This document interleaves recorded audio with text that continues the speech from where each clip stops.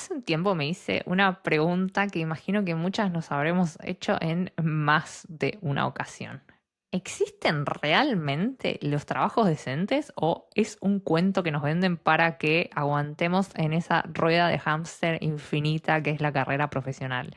Siempre estresadas, siempre mal pagas, siempre resentidas. Cuando parecía que el problema era que las mujeres no podíamos entrar al mercado laboral, se fue transformando en que ahora estamos en el mercado laboral, claramente, pero jugando con tormentas y haciendo malabares con todo el resto de las tareas que teníamos antes sumadas al mercado laboral. Quiero arrancar pensando también en qué significa tener un trabajo decente. Hay definiciones oficiales de los organismos internacionales de trabajo, por ejemplo, pero esto es medio, ¿viste cuando ves esos índices de el país más feliz para vivir y pensás, ¿realmente Finlandia es el país más feliz? Un lugar en donde 5 meses al año tienen depresión estacional. Bueno, yo cuando leí la definición de trabajo decente de organismos oficiales pensé lo mismo. Pensé, ¿en serio eso es considerado un trabajo decente? Pero creo que acá ya entran en juego muchas otras cosas. Primero, que todo está avanzando muy, muy rápido. Me refiero a la parte tecnológica, pero las estructuras claramente no avanzan al mismo ritmo ni pueden todavía avanzar al mismo ritmo.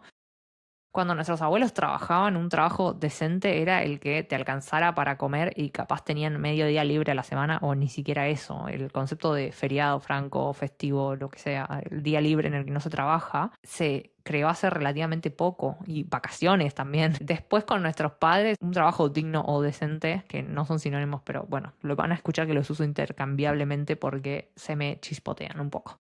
Podía ser el trabajo que te permitía mantener a una familia con uno solo de los dos trabajando. Y hoy en día, ¿qué consideramos un trabajo decente? ¿Es lo mismo para una millennial que para una Gen Z? Claramente no. Como no es lo mismo para alguien que nació en Suecia comparado a alguien que nació en Argentina. La definición de trabajo decente va a variar de persona a persona y es tan amplia como cuando hablamos de qué es el éxito para cada una. Bueno, ¿qué es un trabajo decente para cada una? La definición de la Organización Internacional de Trabajo en realidad no me gusta porque es extremadamente vaga. Dice que el trabajo decente es un concepto que busca expresar lo que debería ser en un mundo globalizado un buen trabajo o un empleo digno. El trabajo que dignifica y que permite el desarrollo de las propias capacidades no es cualquier trabajo, no es decente el trabajo que se realiza sin respeto a los principios y derechos laborales fundamentales, ni el que no permite un ingreso justo y proporcional a lo que estamos entregando, al esfuerzo realizado. No es un trabajo decente el que tiene discriminación por género o de cualquier otro tipo. Esto es lo que dice la Organización Internacional del Trabajo. Hay algunas cosas que sí son concretas, como esto de recibir una compensación acorde al esfuerzo, protecciones, que respeta los principios y es igualitario, pero me sigue pareciendo extremadamente vago.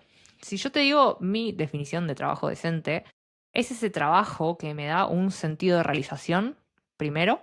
Por ejemplo, en mi último trabajo que estuve muchos años, trabajaba para impresión 3D y acá muchas personas piensan, ok, ¿qué significado puede darle eso a tu vida, no? Porque piensan en los hobbyistas, el que imprime un Pikachu.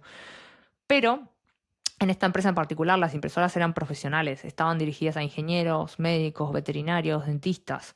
Entonces, la idea de nuestro marketing, yo trabajaba en marketing, era mostrarle al mundo lo que se podía lograr con esas impresiones 3D.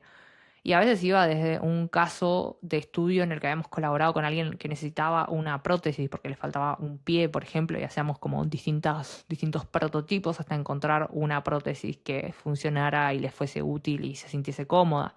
A veces era algo veterinario, que no sé, imprimíamos una parte de un pico para un tucán hasta ver que le quedara funcional, por ejemplo. Y si yo te cuento todo esto, capaz ahí sí puedes ver que un trabajo en el que en apariencia podría no ser nada revolucionario ni que cambie el mundo, se transforma en todo lo contrario, ¿no? Ese tipo de trabajos existe. Lo que pasa es que cuando aplicamos desesperadas, tipo metralleta de CVs, no miramos los valores de las empresas, no miramos sus misiones, ni mucho menos los proyectos que están haciendo. No nos tomamos ese tiempo de hacerlo. Lo segundo para mí importante que tiene que tener un trabajo decente claramente es el salario. Si estás mal paga, vas a empezar el trabajo ya resentida desde el día uno, odiada, sin ganas de aportar nada más que el mínimo indispensable. Y te lo dice una sufrida de manual perfeccionista que no sabe entregar lo mínimo nunca, pero igual cuando he estado mal paga, siempre estaba resentida. Entonces trabajás ya con una incomodidad, con una energía negativa.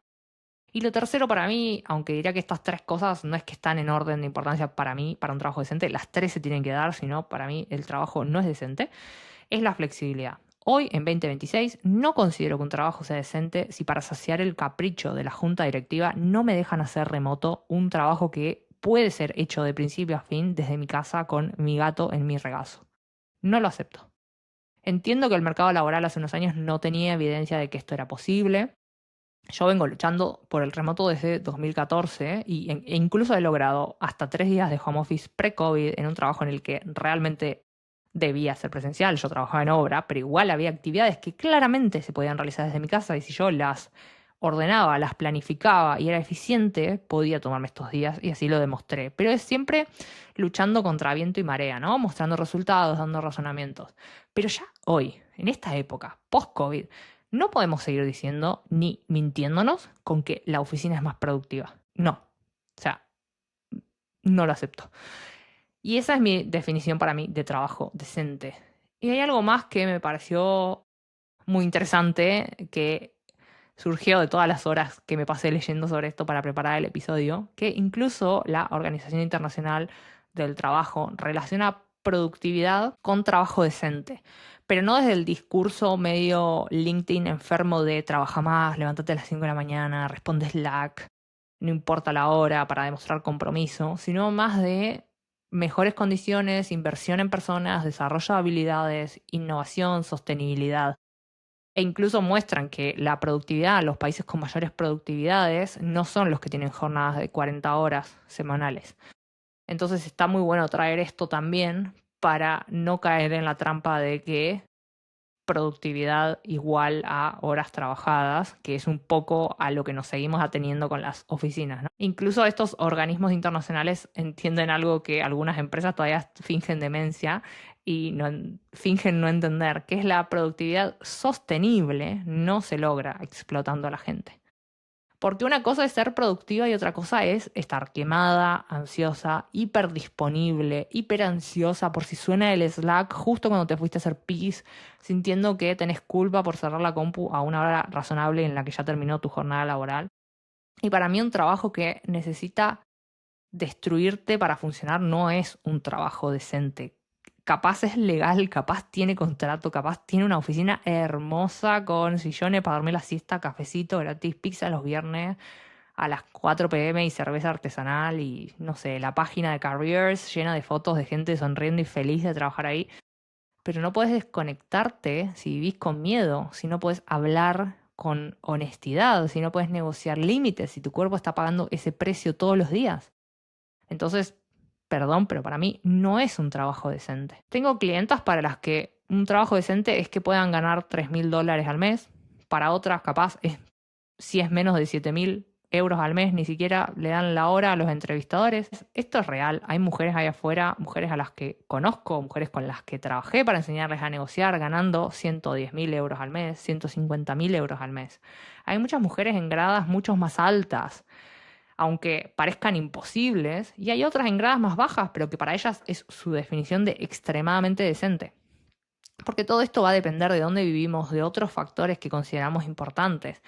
Y te cuento estos números no con el objetivo de que te compares, nunca es el objetivo, pero quiero que sepas que si tu definición de decente es ganar 10.000 euros al mes, eso existe. Y necesitamos mujeres hablando de números. Yo hubo una época en la que ganaba 18.000 euros brutos al año. Esto en Alemania no es nada, es 1.000 euros netos al mes. Apenas podés sobrevivir. Para mí en ese momento un trabajo decente era un trabajo en el que me pagaran 35.000 euros brutos al año.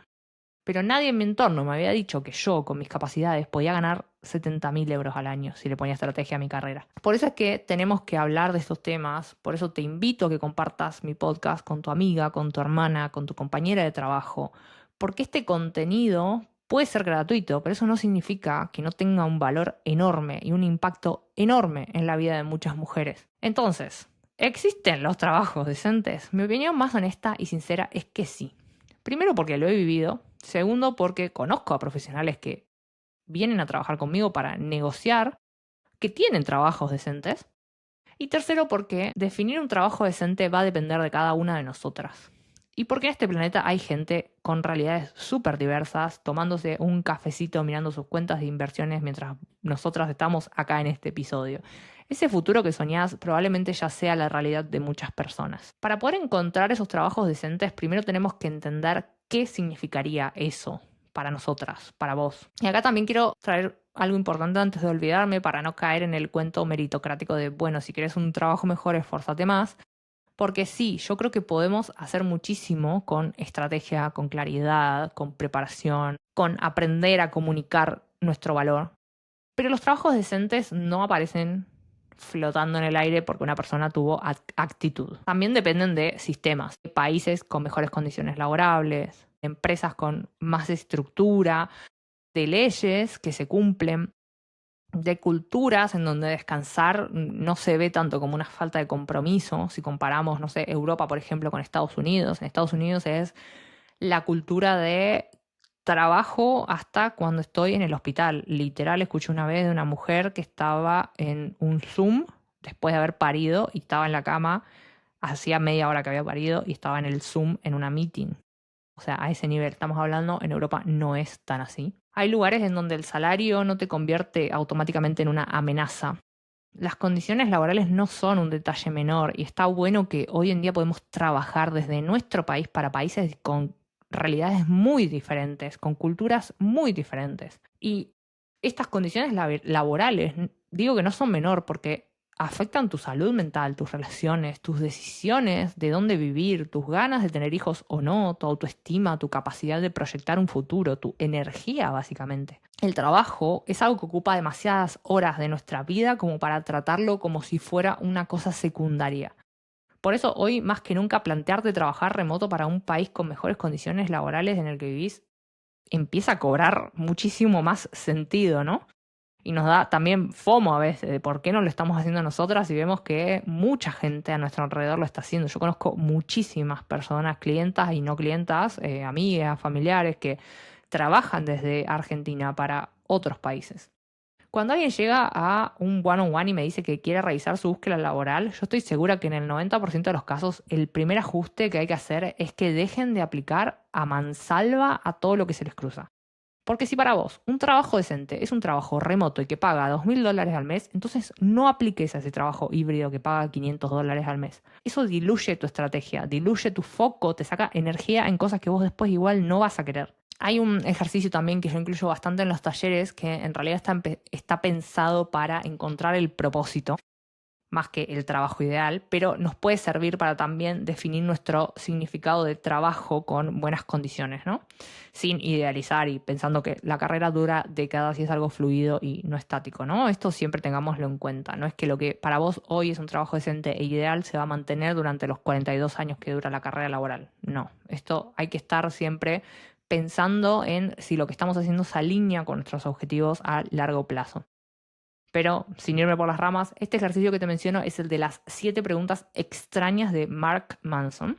Y Mark arranca diciendo que encontrar un propósito de vida puede ser bastante tricky, bastante engañoso, porque para muchas personas esto va cambiando a lo largo de la vida, que es lo que te estaba mencionando. Entonces, una pregunta más accurate, más concreta que podemos hacernos es si la vida está compuesta de acciones que son poco importantes, que sirven para matar el tiempo, y otras que sí son importantes, porque no podemos tener una vida en donde el 100% de lo que hacemos es importante, eso tenemos que tenerlo claro. Estas que sí son importantes son las que hacen que pensemos que la vida tiene sentido. Entonces, en vez de preguntarnos por un propósito de acá a toda la vida, es mejor preguntarnos cada tanto qué puedo hacer con mi tiempo que sea importante. Y acá sacarle un poco el peso a que tiene que ser algo revolucionario que cambie el mundo, Greenpeace nos salve del cambio climático. No, algo importante para vos puede ser dar coaching de estilo para que, no sé, las mujeres nos sintamos con más confianza.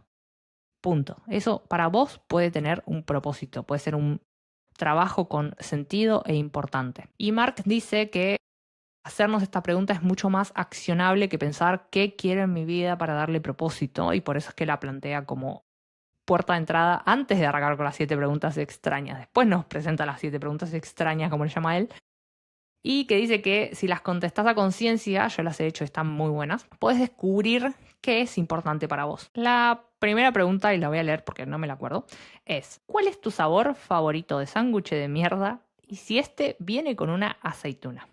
Bueno, te dije que eran extrañas las preguntas y capaz pensás que carajo, o capaz vos ya escuchaste el término shit sandwich, que es bastante simple y conciso. Y esto significa que no importa qué hagamos, qué tanto lo amemos, lo que sea nuestro trabajo, qué tan importante sea para nosotras, siempre va a venir con momentos que son una mierda. Y para encontrar algo que podamos sostener, tenemos que poder comernos ese sándwich de mierda. Por ejemplo, cuando yo trabajaba en construcción, una parte buena de eso era cobrar. Yo cobraba un sueldo increíble. Pero eso venía con el sándwich de mierda de tener que trabajar los domingos, por ejemplo. ¿Estaba dispuesta a comerme ese sándwich con tal de cobrar ese sueldo? Esa es la pregunta, ¿no? Voy a compartirte solo una más. Y en las notas, si scrolleas bien para abajo, donde sea que estés escuchando, siempre están las notas. A veces en Spotify hay que abrir el episodio para verlas. Te voy a dejar el link a la web de Mark con todas las preguntas ahí en esas notas. Tiene algunas guías en esa web de cómo ir respondiéndolas. Parece que a Mark le gustaba mucho esto de lo escatológico, porque la otra pregunta dice: ¿qué te hace olvidar de comer y cagar? En otras palabras, ¿qué te hace entrar en ese estado de flow? Ese estado tan hermoso de cuando logramos trabajar en algo que nos motiva, nos importa, nos hace olvidarnos de claramente comer y cagar. Es pensar en qué cosas disfrutamos hacer la mayoría del tiempo. No voy a seguir con Mark porque podés leer todas las preguntas en este link, pero quiero que te lleves algo importante. Yo le pongo mucho foco a que cuando pensamos en el futuro lo hagamos de una forma activa. Es decir, que pensemos realmente en el futuro como si nosotras fuésemos capaces de provocarlo. Porque, spoiler alert, lo somos. Me frustra mucho ver mujeres derrotadas pensando que el futuro es algo que simplemente les pasa, que tienen que ir mitigando la vida hasta que la próxima oportunidad se presente como, no sé, por arte de magia. Y no tiene que ser así. Podemos pensar en el futuro como la consecuencia inevitable de todas esas pequeñas acciones que hacemos hoy. Y no estoy hablando de ponernos controladoras porque es cierto que no vamos a poder controlar el futuro, el 100% de lo que nos pasa. Eso estamos de acuerdo. Pero sí podemos tomar acciones que van a tener un impacto en el largo plazo, en el medio o largo plazo. Cuando no tenemos una dirección clara, muchas veces nos enfocamos más como en la velocidad. Hoy la vida se enfoca mucho en la velocidad, sobre todo con las redes. La velocidad puede llevarnos a un lugar muy equivocado en el futuro. Imagínate que querés conseguir, no sé, ya el próximo trabajo. Entonces le metes velocidad a tu Fórmula 1 y vas a 200 kilómetros por hora, pero te olvidas de pararte a poner el GPS antes de salir. Y así terminás en el trabajo tóxico number one como destino, porque te olvidaste de chequear si realmente ese lugar era para vos, te olvidaste de analizar los valores de la empresa, te olvidaste de chequear si ese rol se alineaba con el futuro que querías construir, por ejemplo. En cambio, si te enfocás por el otro lado en la dirección en vez de en la velocidad, capaz te subís a un Renault del 90 que va a 10 kilómetros por hora, pero esos 10 kilómetros, por más que sean poquitos, te acercan a ese destino que sí analizaste primero, que sí sabes que se alinea con tu futuro ideal. Entonces, ¿qué es preferible? ¿Velocidad o dirección? Yo lo tengo claro. Acelerar en la dirección incorrecta nos aleja de nuestro destino. Es paradójico, pero si te paras a pensar, tiene todo el sentido. Y voy a cerrar este episodio con una historia mía de cuando visité la ONU y mi opinión de la Agenda del 2030. Pero primero un pequeño reminder. Conseguir un trabajo que realmente se alinee con la vida que querés conseguir requiere muchísimo más que mandar CVs. Requiere estrategia, dirección, claridad y aprender a verte a vos misma como alguien capaz de ocupar ciertos espacios. Y eso es justamente lo que trabajamos dentro de Contratada. Es la primera edición de Contratada, pero no es la primera vez que acompaño a mujeres a conseguir trabajos increíbles, y en la página web podés ver los testimonios de algunas de ellas. Si ya sabes que este espacio es para vos, empezamos el 24 de julio y la idea es revolucionar la forma en la que buscas trabajo, no romper todo, sino darle dirección. En las notas de este episodio, si scrolleas bien para abajo, vas a encontrar el link a la página para dejar tu email para la lista de espera. Y si no, puedes ir a mi Instagram, está en el link de la bio, o me puedes mandar un DM con el emoji del cerebro. Te mando la automatización con el link. Mi Instagram es @muy.eficaz con doble S al final. Y ahora mi historia de la ONU. Hace unos 3 años nos fuimos de viaje a Suiza, a Geneva, que no es Génova, se escribe Geneva. Y es un lugar muy hermoso que lo recomiendo. Nosotros nos fuimos con Trusted House Sitter, que es esto que hacemos cuando nos vamos a cuidar una mascota de alguien que se va de vacaciones. Esto hace años que viajamos así. Me gustaría hacer un episodio de esto. Déjame en comentarios si es que te interesa. Pero a lo que vengo, en ese momento nosotros fuimos a cuidar a un gato de unos argentinos que trabajan en tech, que viven en Geneva, todavía viven ahí hace muchísimos años, y bueno, vivían en una casa, un departamento súper grande, como de 3 habitaciones, 3 balcones, en el centro de Geneva, estaba súper bien ubicado. Y cuando fuimos a este lugar en el que yo no sabía muy bien qué había, me puse a averiguar y estaba una de las sedes de las Naciones Unidas. También está el CERN, el acelerador de partículas, que claramente fuimos, pero fuimos a hacer una visita a las Naciones Unidas. Hay una visita guiada, no me acuerdo, creo que pagamos. Sí, pagamos. Y te hacen como todo un tour, no puedes entrar sola, claramente, porque es peligroso. Pero te hacen todo un tour y te explican un montón de cosas. La sede que hay ahí es la más orientada a lo social. Después hay otra sede en Estados Unidos, que si no me equivoco es la de economía, la de finanzas, y una tercera en Austria, que como digo, cada una tiene su foco. La de Austria es más la de sustentabilidad, de energía y todo eso. Bueno, cuando hicimos este tour, escuchamos hablar de la Agenda 2030, que igual es algo que ya se conoce.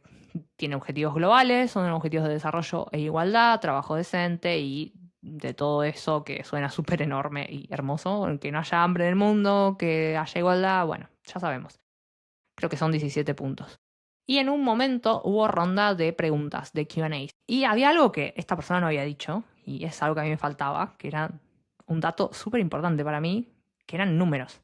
Entonces le pregunté a la persona que daba el tour cómo medían si los países estaban avanzando, o sea, cuáles eran los KPIs, qué pasa si una nación no cumple, hay algún tipo de sanción, qué hacen, cómo lo traquean, o sea, necesito información, señora, soy ingeniera. Y básicamente la respuesta fue que no. La persona que daba el tour se me quedó mirando como, what the fuck, sanciones, accountability. No, me dice, solamente proponemos que se cumplan. Y yo me quedé como, "Mm, ok, que ya perdido". O sea, tenemos objetivos que son gigantes, problemas que son urgentes, discursos hermosos. Pero después la estructura real que exige que eso pase muchas veces es bastante más débil de lo que una imaginaría. La ONU, chicas. La ONU. Yo soñé durante mucho tiempo trabajar ahí y no tienen un puto sistema para hacer que los países realmente sean responsables de cumplir sus metas. Y para mí ahí hay una tensión muy grande porque obviamente necesitamos esos cambios estructurales. Claro que necesitamos mejores leyes, mejores empresas, mejores sistemas. Pero también es verdad que esos cambios avanzan mucho más lento de lo que necesitamos. Es cuando me dicen, es injusto que haya diferencia salarial o que las reglas del juego sean tan diferentes a las que yo como mujer me tengo que amoldar en vez de que cambie el sistema. Y sí, obviamente, te entiendo. Pero faltan unos 142 años estimados para eliminar ese gap de desigualdad. Y no sé vos, pero yo no pienso vivir tanto. Entonces, mientras tanto, ¿qué hacemos? ¿Nos sentamos a esperar que el sistema mágicamente se vuelva justo? ¿Nos metemos todas a trabajar en la ONU para poner un dashboard con un par de números? No. Aprendemos a movernos con estrategia dentro del sistema que existe hoy. Obviamente alguna de nosotros capaz se motive y termina en la ONU. Ojalá que sí. Pero no podemos tragarnos el cuento de que todo depende de nosotras, porque si no nos estamos metiendo aún más carga de la que siempre, como autoexigentes, nos estamos poniendo. Y no todo depende de nosotras. Te veo en contratada si decidís sumarte. Un abracito, te quiero mucho. Nos escuchamos en el próximo episodio. No te olvides de darle follow, sea donde sea que lo estás escuchando, y dejar tus estrellitas o tu like.